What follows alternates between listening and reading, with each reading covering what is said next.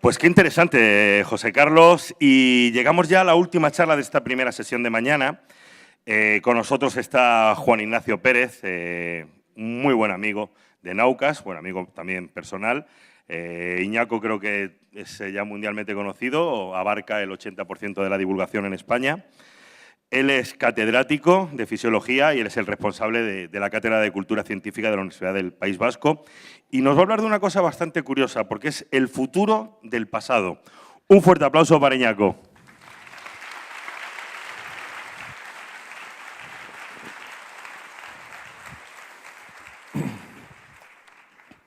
Gracias, Javier. Yo suelo decir medio en serio, medio en broma, que los físicos saben de todo, pero José Carlos sabe de todo, joder. Está menos mal que no he venido a hablar de animales, que es de lo que realmente, prácticamente del único que sé. Bueno, quiero empezar, en primer lugar agradeciendo a todos ustedes su presencia aquí, pero quiero también acordarme de Pepe Cervera, porque desde que hemos sabido que ha muerto esta noche, no se me va de la cabeza la imagen del día que lo conocí, en Naucas, en Bilbao, era Amazings, entonces, 2011, hablando desde un escenario como este, acerca de qué nos pasaría a cualquiera de nosotros si nos soltaran en el planeta Tierra sin ningún recurso de ninguna naturaleza, en medio de la naturaleza. No duraríamos horas. Y no se me da la cabeza y lo he querido recordar hoy. Bien, dicho esto, me han pedido los organizadores del evento que hable un poquito de mí, en primer lugar. No me resulta fácil. Para explicar por qué voy a hablar de lo que voy a hablar. Yo puedo dividir mi trayectoria profesional en periodos de 10 años, de 11 años aproximadamente. Entre el 77 y el 87, el 86 me formé. Creo recordar que leí la tesis en el año 86. Entre el 87 y el 97 me lo pasé en grande haciendo investigación, viajando por el Reino Unido, por Holanda, por Francia, en fin, diferentes sitios. Trabajábamos con bivalvos, esos deliciosos moluscos, como los denominó en cierta ocasión otro físico que también sabe de todo, José Edelstein. Queríamos básicamente testar con los bivalvos una hipótesis en relación con su comportamiento alimenticio, si presentan lo que se llama un comportamiento optimizador o compensador. Y eran un modelo animal excelente porque son comedores continuos. Esta es la razón por la que trabajamos con ellos. O sea, esta es la verdadera razón. Lógicamente, para obtener financiación había que decir que además se comen, se cultivan, se comen, se saca bastante dinero de ellos y tienen un impacto impresionante en los ecosistemas en los que viven. Y todo esto es verdad. Entre el año 98 y 2008 me pasé al lado oscuro de la política universitaria y en el año 2009 me resurgí, por así decir, dedicándome a este tipo de cosas, actividades de divulgación. En este momento soy un organizador de eventos, creo, una agencia organizadora de eventos, una cosa así. O sea, escribo de vez en cuando algunas cosas, pero realmente lo más importante que hago es organizar eventos de ciencia. Bien. Y como a raíz de eso, pues me interesan las cosas de la ciencia, en general, con carácter general, la cultura científica, pues lo que voy a contar aquí realmente tiene más que ver con eso que con mis otros pasados anteriores. Yo veo mi vida como una secuencia, es un poco india esta, ¿no? Una secuencia de reencarnaciones. O sea, ahora estoy en una fase, he ido marcando periodos de 10, 11 años, me quedan 2 o 3, por lo que, en fin, luego ya veremos a qué me voy a dedicar. Esto no sé, así. Bien, ¿qué es lo que voy a hacer? Yo voy a ver cómo veían en el pasado el futuro. Esto es lo que voy a hacer. Lógicamente, voy a utilizar ejemplos que sirven a un propósito. No voy a utilizar todos los ejemplos posibles. Como me interesa mucho remarcar el hecho de que lo que se dice está comprobado, he incluido las citas originales en las imágenes. Y cuando están en el idioma original, están en letra cursiva. La mayor parte de los casos está en idioma original. Lo digo porque muchas de las cosas que se dice, que se han dicho, no son verdad. No es cierto, son atribuciones erróneas. Bien, vamos a por ellos.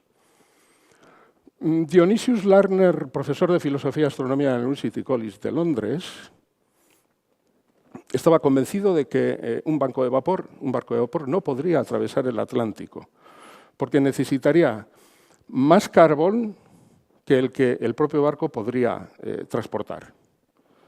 2 años después, el SS Great Western atravesó el Atlántico en una travesía de 5.600 kilómetros y, por supuesto, sin necesidad de repostar, no hubiera tenido cómo. Bien, vamos a empezar por aquí. Esto es así todo, ¿eh? Alfred Armand Louis Marie Belpeu, anatomista y cirujano francés, dijo esto. Bueno, esta no es una cita original, por eso está en castellano y está entrecomillada. La cirugía sin dolor es una fantasía. ¿Por qué cirugía y dolor han de ir necesariamente de la mano? Esto es lo que dice. Bien, si se consulta la Wikipedia en inglés, lo que dice la Wikipedia es que poco tiempo después, cuando se empezó a utilizar el cloroformo y el éter, ya pasó a decir que en lo que se refiere al éter es un maravilloso y terrible agente, y diremos del cloroformo que es incluso más maravilloso y más terrible. Esto decía la Wikipedia en inglés. La Wikipedia en francés dice algo un poco parecido, porque para empezar no se acuerda de la afirmación anterior, de que cirugía y dolor son inseparables, y entonces eso lo omite completamente, y lo que dice es que este hombre, junto con Rus, es uno de los más firmes defensores del uso del cloroformo desde que apareció, ¿no? Este es un ejemplo muy bonito, me encanta, de chauvinismo, ¿no? Y además, en este caso concreto, con cargo a un cirujano francés. Bueno, esto no tiene nada que ver, es otra cosa, pero no he podido dejar de meter esta imagen, ¿no? Simon Cameron, un senador de los Estados Unidos, esta cita se le suele atribuir en una fecha muy diferente. Creo que esta es la correcta. Viene a decir que él está harto ya de esa cosa llamada ciencia, que nos hemos gastado millones en ese tipo de cosa llamada ciencia y ya está bien de parar. Bueno, desgraciadamente creo que tenemos a unos cuantos. Esto se refería, estaba hablando de la financiación de las subvenciones públicas a la Smithsonian Institution. Esto, desgraciadamente, es una forma que tienen algunos de ver también la realidad entre nosotros. Bueno, Sir John Ericsson es otro cirujano y básicamente lo que se le atribuye es una cosa que luego resulta que no es cierto. La he puesto por esa razón, porque aquí, al final lo que viene al final de esta cita, dice que bueno, estamos cerca de conseguir llegar a prácticamente todos los órganos del cuerpo, aunque dice que algunos siempre estarán vedados al cuchillo del cirujano, ¿no? Y utiliza en concreto el abdomen, el pecho y el cerebro como esos órganos que están vedados. No es cierto, no lo dijo. Lo que dijo es que estábamos muy cerca de los límites y que acerca de eso no habría mayor cuestión. Luego, este es un caso, por si se lo encuentran alguna vez, de atribución cuando menos confusa. Bueno, Sir Erasmus Wilson también, otro cirujano, este es un lote de cirujanos, dijo que cuando cierre la exhibición de París, la luz eléctrica cerrará con ello y no volveremos más a oír de ella jamás. Esto lo dijo en 1878. Bueno, Simon Newcomb, un astrónomo, matemático y polímata, un gran hombre realmente, dijo que probablemente estábamos llegando al límite de todo lo que se podía saber en astronomía en el 1888. ¿Cómo se te queda el cuerpo, Miguel, con esto? Pero este fue capaz de rectificar, me imagino, que ante las evidencias, porque, fijaros, lo que viene a decir es, en 1903, unos cuantos años después, realmente lo que viene a decir es que hay muchísimo campo por delante para trabajar en astronomía, para encontrar nuevas cosas en astronomía y que harán falta tantos astrónomos e investigadores como los que se habían requerido hasta ese momento para avanzar en el conocimiento de la electricidad. Por lo tanto, este al menos fue capaz de rectificar. En estas otras citas, sin embargo, yo creo que se equivocó y no tuvo posibilidad de rectificar. En la primera se refiere acerca de si es posible la aviación, si es posible colocar en el aire un objeto más pesado que el aire. Y básicamente lo que viene a decir es que no.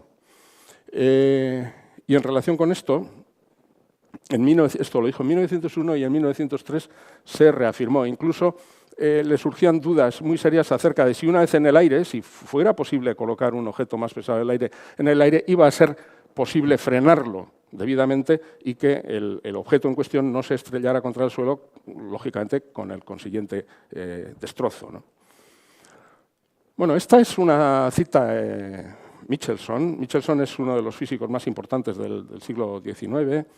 Es, junto con Morley, el que hizo el experimento del interferómetro para comprobar a ver si existía el éter. No le salió bien el experimento, o menos el resultado fue negativo. No obstante, recibió el premio Nobel en 1907 y él es el que dijo que se había llegado en aquella época a conocer prácticamente todo lo que podía ser conocido, que las leyes del universo, las leyes de la física, estaban por aquella época ya, estamos hablando de 1894, firmemente establecidas. Esta cita se suele atribuir erróneamente a Lord Kelvin también, pero realmente a quien corresponde es a Michelson. No obstante, en el mismo texto en el que dice esto, dice también lo siguiente, dice: las más importantes y fundamentales leyes y hechos de las ciencias físicas ya han sido descubiertas y están tan firmemente establecidas que la posibilidad de que sean suplantadas como consecuencia de nuevos descubrimientos es cada vez más remota. No obstante, y esto es lo importante, dice, hay algunas excepciones aparentes a estas leyes. Y dice que las hay precisamente cuando las medidas se realizan en los extremos, en condiciones extremas. Y por lo tanto, no sería descartable que esas determinaciones fueran a dar lugar a que hubiera unas nuevas leyes, que se descubrieran unas nuevas leyes que vinieran a complementar las anteriores. Por lo tanto, la afirmación tan contundente que había dicho, que había hecho o que había venido haciendo antes, realmente finalmente la matiza. Por lo tanto, cuando se encuentren en alguna ocasión con este tipo de afirmaciones, bueno, tengan en consideración que hay una rectificación con cargo al propio autor. Bueno, Lord Kelvin es de los que más ha metido la pata en la historia de la ciencia con sus predicciones, y tiene unas pocas. Bueno, lo primero es que los objetos más pesados que el aire no pueden volar. Punto. Esto lo dijo relativamente pronto, lo dijo en 1895, pero bueno. En 1896, la frase, me encanta esta frase, dice, no tengo la molécula más pequeña de fe, en que cosas como al margen de los globos, bueno, puedan sacarse nada realmente de sustancia de la navegación aérea.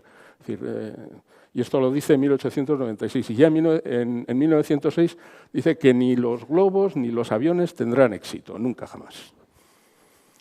No se quedó ahí la cosa.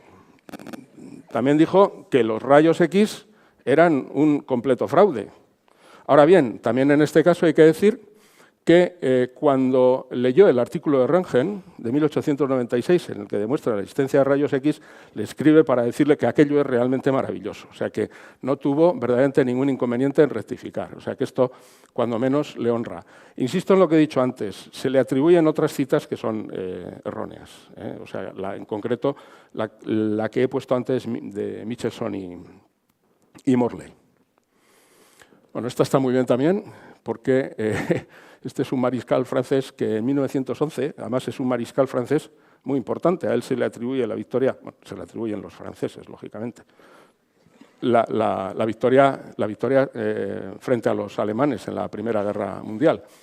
Viene a decir que los aeroplanos son unos juguetes científicos muy interesantes, pero que no tienen ningún valor militar. Esto lo dijo en 1911.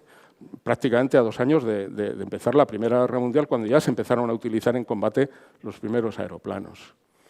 Bueno, Lee de Forest es otro personaje. Este era un inventor, uno de los pioneros de la radio, de las comunicaciones por radio, y en general del mundo audiovisual. O sea, que era un visionario, el tipo. Bueno, lo primero que aparece ahí es que viene a decir que técnicamente la televisión puede ser posible, pero que eso no va a dar un euro en la vida, vamos, o sea, que no va a tener ningún éxito comercial, ¿no?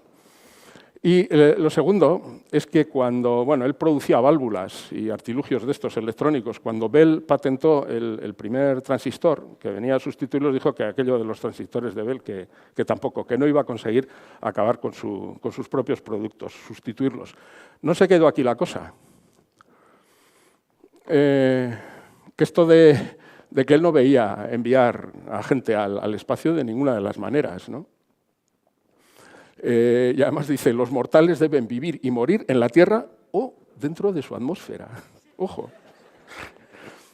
Uno no sabe muy bien en qué estaría pensando, ¿no? Cuando dijo que podía morir en la atmósfera. Bueno, y lo siguiente es que decía que esto de mandar también a alguien a la Luna en un cohete, que tampoco lo veía. Y que en todo caso, si fuera posible, mucho más complicado sería volver y recuperarlo, volver con vida, que le parecía mucho más probable que el cohete no acertara y se pasara de largo y llegara, sabe Dios a dónde. Esto lo decía en 1957. O sea, unas semanas después estaba el Sputnik dando vueltas por ahí, si no recuerdo mal.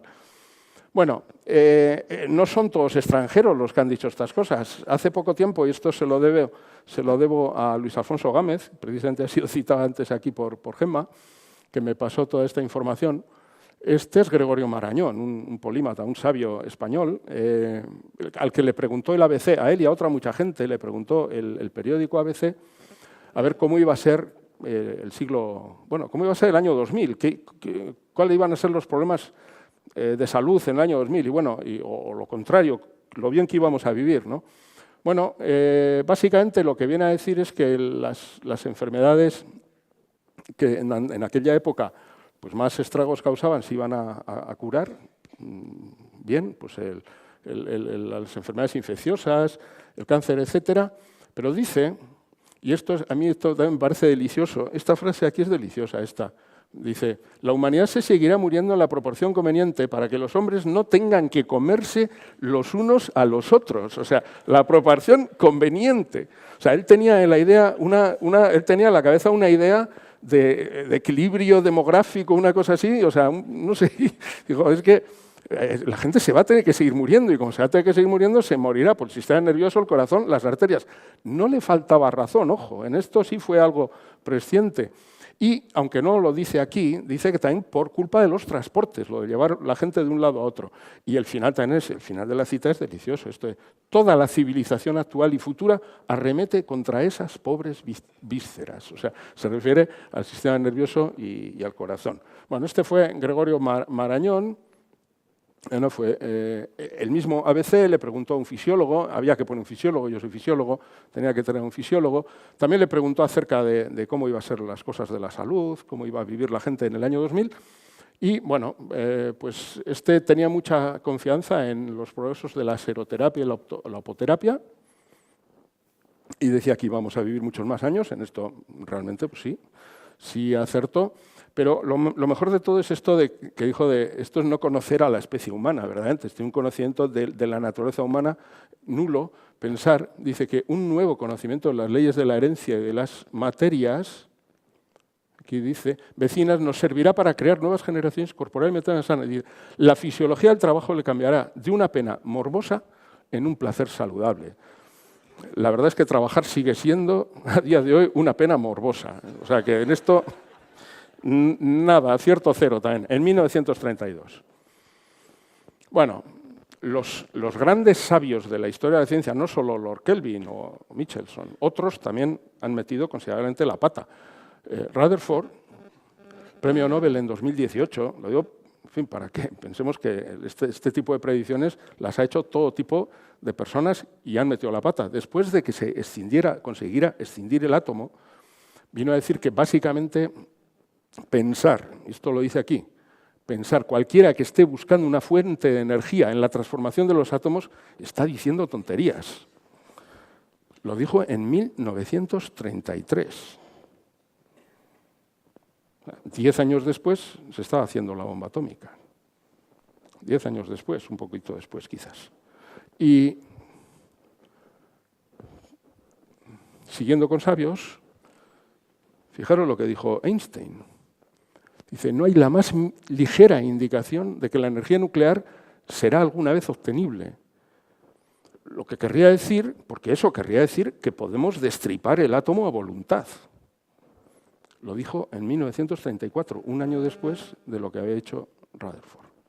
Por lo tanto, y estamos hablando en este caso, 2 premios Nobel, uno detrás de otro. Bueno, esto es de otro orden. Este es un almirante de los Estados Unidos, que fue un almirante importante en la Segunda Guerra Mundial.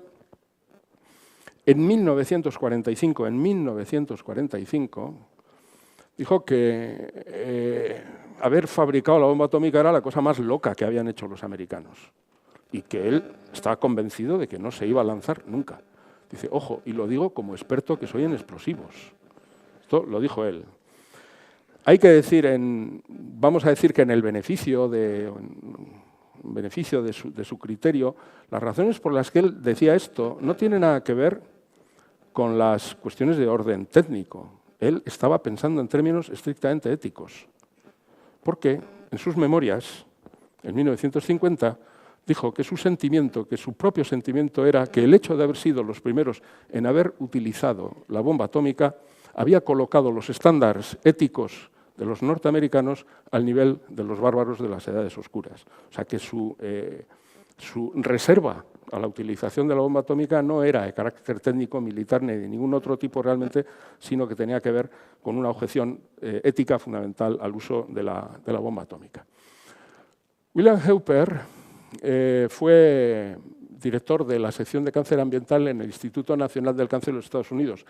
Aquí también es otra cita literal y viene a decir que si el fumar en exceso tiene algún tipo de efecto en el desarrollo de cáncer, que con la evidencia a la mano de cáncer de pulmón, con la evidencia a la mano realmente tiene que ser un rol muy pequeño.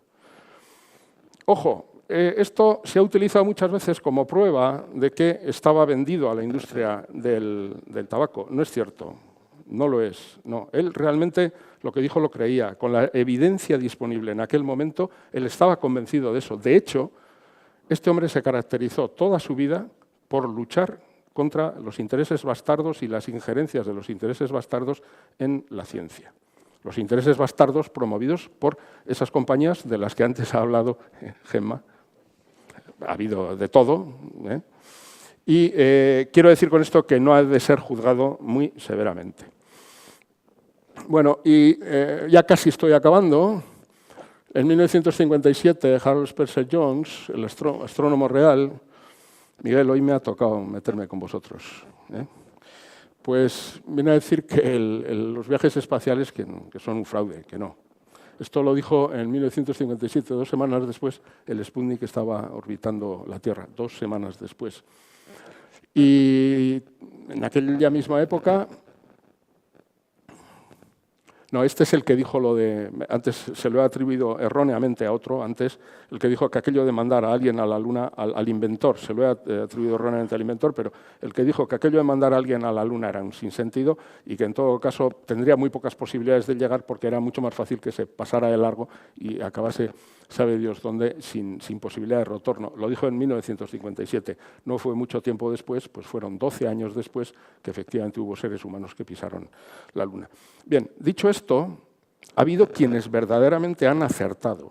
Y esto también hay que reconocerlo en un evento de esta naturaleza. Ricardo Zamora, portero de fútbol, uno de los más grandes futbolistas españoles de la historia, tenía claro en 1932 que 60 y tantos años después el fútbol iba a ser el espectáculo preferido de los españoles, el verdadero deporte nacional, y que sus competiciones llegarían a todos los pueblos y a todos los niveles y a todas las esferas. Por lo tanto, en justicia hay que decir que al menos un futbolista sí que supo lo que decía cuando hablaba hace 30 y tantos años. Y un futbolista profesional.